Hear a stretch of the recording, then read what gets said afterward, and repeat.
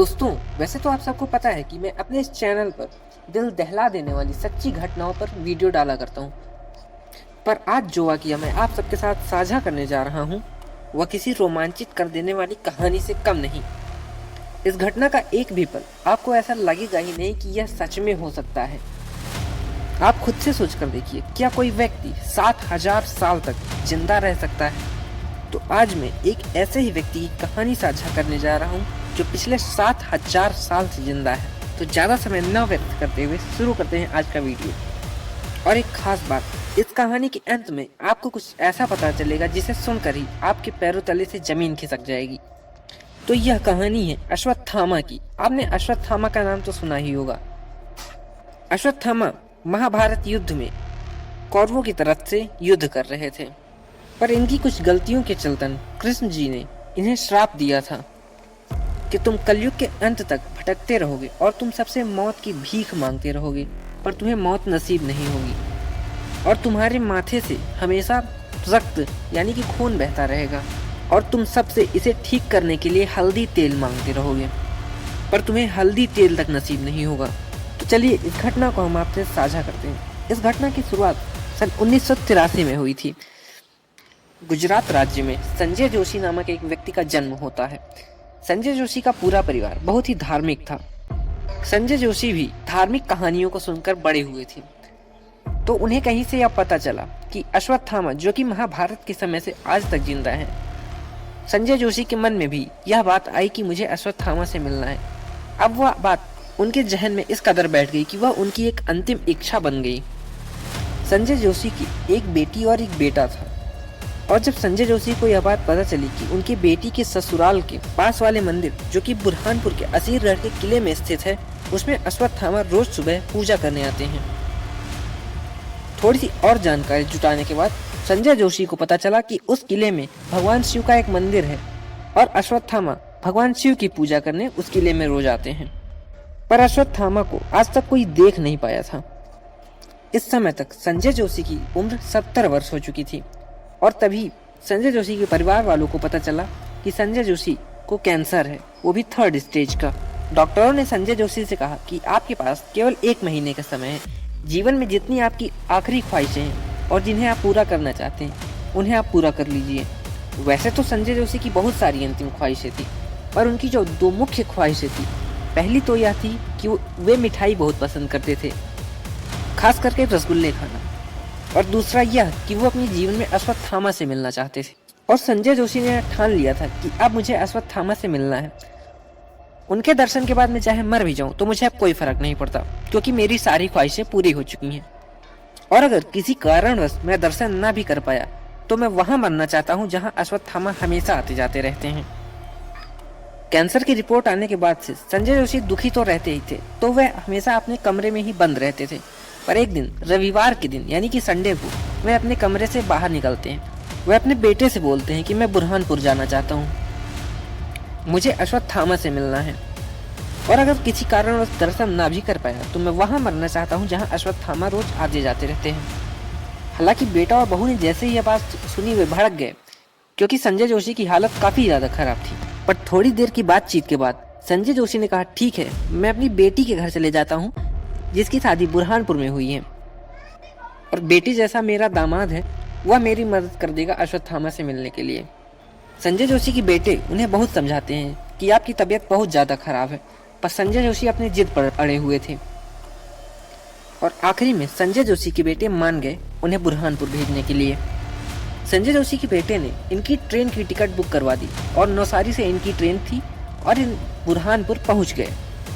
बुरहानपुर पहुंचने के दूसरे दिन बाद ही इन्होंने सारी बातें अपने दामाद से बताई और बोले कि मैं चाहता हूं कि तुम मेरे लिए एक गाड़ी बुक करवा दो, जिसकी मदद से मैं रोज सुबह 5 बजे बुरहानपुर के किले में जा सकूं और किसी घर के व्यक्ति को मेरी वजह से तकलीफ ना उठानी पड़े। दामाद, जिसका स्वभाव बिल्कुल उनके बेटे जैसा था, वह मान गया और उसने एक 4 व्हीलर बुक करवा दी और एक अच्छा सा ड्राइवर रखवा दिया। ड्राइवर अगले ही दिन सुबह 5 बजे पहुंचा। संजय जोशी गाड़ी पर बैठे और असीरगढ़ की तरफ चल दिए। असीरगढ़ के किले में पहुंचने के बाद उन्होंने देखा कि पूजा हो चुकी थी, मतलब अश्वत्थामा आकर पूजा करके जा चुके थे। उन्हें थोड़ा बुरा लगा कि अश्वत्थामा उनके पहले आने से ही पूजा करके चले गए। फिर उन्होंने मन में सोचा कि 5 बजे आने से काम नहीं चलेगा, अब मुझे 4:30 बजे आना पड़ेगा। अगले दिन वे 4:30 बजे पहुंचते हैं तो देखते हैं कि शिव जी की पूजा अश्वत्थामा पहले ही कर चुके हैं। और ऐसा करते करते हफ्तों बीत जाता है और इनकी तबीयत और ज़्यादा खराब होने लगती है। घर के लोग और ज़्यादा चिंतित होने लगते हैं कि पिताजी बात नहीं समझ रहे हैं, मान नहीं रहे हैं, इन्हें कैंसर है, वो भी 3rd स्टेज का। आखिर इन्होंने इतना क्यों ठान रखा है कि इन्हें अश्वत्थामा से मिलना ही है। अब संजय जोशी को लगने लगा था कि बहुत कम ही दिन बचे हैं, इसीलिए उन्होंने अपने दामाद से कहा कि अब मैं पूरी एक रात किले में रहना चाहता हूँ, तभी मैं अश्वत्थामा से मिल पाऊंगा। हालांकि बहुत समझाने के बाद दामाद मान गए और ड्राइवर को भी समझा दिया गया। ड्राइवर भी मान ही गया। अगले दिन वे दोनों रात में 10 बजे निकल जाते हैं किले की तरफ। इन दोनों ने मंदिर के गेट के सामने ही गाड़ी रोकी और गाड़ी के अंदर बैठकर देखते रहे सारी रात। सुबह 6 बजे तक कोई मंदिर के अंदर जाता दिखाई ही नहीं। ये थोड़ा परेशान हुए क्योंकि सुबह का 6 बज चुका था और अभी तक कोई पूजा करने आया नहीं था। तो ये गाड़ी से उतरते हैं और मंदिर के अंदर प्रवेश करते हैं और देखते हैं कि शिव जी की पूजा पहले से ही कोई करके जा चुका है। ये देखकर संजय जोशी दंग रह गए और वापस आकर ड्राइवर को सारी बात बताई। ड्राइवर भी भौचक्का रह गया क्योंकि सारी रात दोनों जाग कर देख रहे थे और उन्होंने किसी को भी मंदिर के अंदर जाते नहीं देखा था। संजय जोशी अंदर ही अंदर समझ जाते हैं कि अश्वत्थामा मुझे दर्शन ही नहीं देना चाहते, पर इन्होंने ठान लिया था कि अब कोई बात नहीं, उनसे मिल नहीं सका तो मैं उसी भूमि पर मरूंगा जहां अश्वत्थामा रोज आते जाते रहते हैं। इन्होंने कुछ दिन और अपनी बेटी के घर पर ही बिताए और इन्होंने गौर किया कि इनकी तबीयत पहले से ज़्यादा सुधर रही थी और डॉक्टर ने 1 महीने का समय दिया था और 1 महीने से काफ़ी ज़्यादा समय हो चुका था, पर अभी तक इन्हें कुछ नहीं हुआ था और इनकी तबीयत पहले से ज़्यादा अच्छी हो गई थी। और इन्होंने फिर से अपना चेकअप बुरहानपुर में करवाया। जो रिपोर्ट आई उसे देखकर सब अचंभित रह गए क्योंकि रिपोर्ट में यह था कि संजय जोशी अपना कैंसर रिकवर कर रहे हैं और उनका पूरा कैंसर लगभग रिकवर ही हो चुका था और कुछ ही दिनों में यह पूरी तरह से ठीक हो गए। और फिर इन्होंने सोचा कि अब अपने गांव चलते हैं नौसारी। दामाद ने इनकी टिकट करवा दी और ये जाकर ट्रेन पर बैठ गए। पर ट्रेन में बैठने के बाद ये सोच रहे थे कि अश्वत्थामा से मिल नहीं पाया, इस चीज का जीवन भर मलाल रहेगा। मन थोड़ा सा दुखी था और बुढ़ी आंखों से आंसू छलक रहे थे। खैर कब रात आई और कब सुबह हो गई संजय जोशी को पता ही नहीं चला। सुबह के यही लगभग 4:30 बज रहे थे और ट्रेन स्टेशन पर रुकी और रुकने के बाद वह बढ़ ही नहीं रही थी। काफी देर तक एक ही स्टेशन पर ट्रेन खड़ी रही और पूरी ट्रेन में सब लोग सो रहे थे। अब संजय जोशी के सीने में हल्का हल्का दर्द उठने लगा था और इन्हें घबराहट भी हो रही थी कि मुझे ट्रेन में ही कुछ हो न जाए। इन्होंने नजर घुमाई तो सब लोग सो रहे थे। केवल इनके सामने पीछे वाली सीट पर एक आदमी बहुत लंबा चौड़ा सा बैठा हुआ था। पूरी ट्रेन में अंधेरा होने के कारण बाहर से जो रोशनी आ रही थी, केवल उस रोशनी से उस आदमी का चेहरा हल्का हल्का दिख रहा था। संजय जोशी उस आदमी को देखकर डरे। उन्हें लगा यह कोई गुंडा तो नहीं है। संजय जोशी अपनी सीट से नीचे उतरे और पूछा कि अरे भाई तुम कौन हो और यहाँ क्यों आकर बैठे हो और ये तुमने अपने मुंह पर कंबल क्यों डाल रखा है। उस लंबे चौड़े आदमी ने हल्की सी मुस्कान दी और बोला आप इतना गुस्सा क्यों हो रहे हैं, आराम से बात करिए, आपकी उम्र काफ़ी ज़्यादा हो चुकी है, इतना गुस्सा सेहत के लिए अच्छा नहीं है और आपके चेहरे से भी ऐसा लग रहा है कि आपकी तबीयत थोड़ा ख़राब है। तो संजय जोशी थोड़ा नॉर्मल हुए और उन्हें लगा कि चलो सामने बैठा हुआ व्यक्ति शरीर से चाहे जैसा भी हो लेकिन वह गुंडा नहीं। थोड़ी ही देर में संजय जोशी उससे घुल मिल गए और उन्हें अपने बारे में बताने लगे। तो उस लंबे चौड़े आदमी ने पूछा कि आप कहाँ गए थे।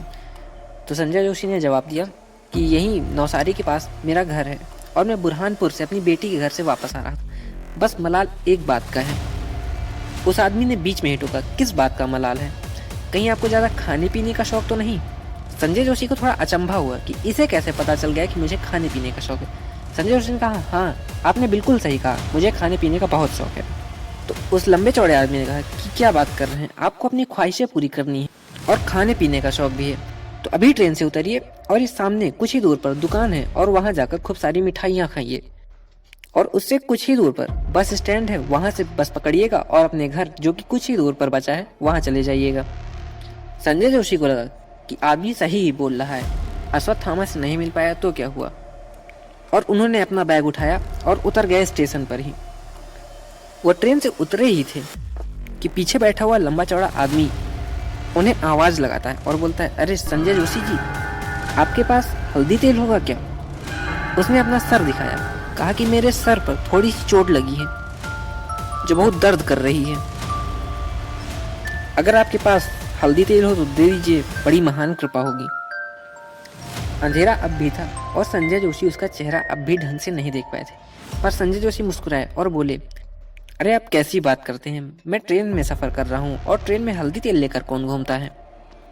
आप कुछ देर और ट्रेन में बैठिए और जब आपका गांव आ जाएगा तो वहाँ आप उतरना और हल्दी तेल लगा लेना, और मैं भगवान से भी यही प्रार्थना करूँगा कि आपकी चोट जल्दी ठीक हो जाए। संजय जोशी जैसे ही ट्रेन से 5-6 कदम आगे ही बढ़े होते हैं कि तुरंत ट्रेन स्टार्ट हो जाती है और चल देती है। संजय जोशी को लगा, वाह रे मेरी किस्मत, मतलब मेरी किस्मत भी यही चाहती है कि मैं अपनी ख्वाहिशें पूरी करूं। कुछ दूर और आगे ही बढ़े थे, उनके दिमाग में अचानक से एक बात आई कि मैंने तो इसे अपना नाम बताया ही नहीं था, इसे कैसे पता चला कि मेरा नाम संजय जोशी है। फिर संजय जोशी ने सोचा कि बूढ़ा हो गया हूँ, शायद बातों बातों में बता दिया हूँ, याद नहीं है। स्टेशन से कुछ ही दूर पर वो मिठाई की दुकान मिल गई जो उस आदमी ने बताई थी। वो दुकान पर गए, वहां से उन्होंने रसगुल्ले लिए और रसगुल्ला खाने ही वाले थे कि उन्हें याद आया कि आखिर इस आदमी को कैसे पता चला कि मुझे खाने का शौक है। और फिर इनके दिमाग की बत्ती जली और इन्हें याद आया कि इस आदमी ने तो मुझसे हल्दी तेल मांगा था और अपना माथा दिखाया था जहां से खून बह रहा था। ये वापस दौड़ते हुए रसगुल्ले वाले के पास गए और वहां से पेन और पेपर मांगा और पूरा किस्सा लिख डाला, शुरुआत से अंत तक जो कुछ इनके साथ हुआ था वह उन्होंने उस पेपर में लिखा और उस पेपर को मोड़ कर अपनी जेब में रख लिया। और उसके बाद उन्होंने रसगुल्ला खाया और देखा कि सामने ही बस स्टॉप है, वहां पर एक नौसारी की बस भी लगी हुई थी। उन्होंने रसगुल्ला खाया और दुकान वाले को पैसे देकर आगे बढ़े ही थे कि रोड पर पहुंचते ही एक स्पीड में ट्रक आया और उसने संजय जोशी को उड़ा दिया। सब लोग बचाने के लिए दौड़े तो, लेकिन संजय जोशी की मौके पर ही मृत्यु हो गई। बाद में जब यह बात उनके बेटे को पता चली तो उनका बेटा फौरन वहां पहुंचा और पुलिस की छानबीन में वह पेपर जिस पर संजय जोशी ने किस्सा लिखा था पूरा पढ़ा। उस पर संजय जोशी ने लिखा कि मुझे अश्वत्थामा के दर्शन हो गए, अब मैं मर भी जाऊं तो मुझे कोई गम नहीं। घर वालों को यह समझ नहीं आ रहा था कि इस बात पर खुश हो या शोक मनाएं। और इस घटना की खबर संजय जोशी की पोते अनिल जोशी ने खुद इंस्टाग्राम पर एक व्यक्ति को बताया था। आप लोग का इस घटना के बारे में क्या कहना है, कमेंट करके ज़रूर बताएं। और आगे भी ऐसे ही घटना जानने के लिए जुड़े रहें हमारे चैनल के साथ। धन्यवाद।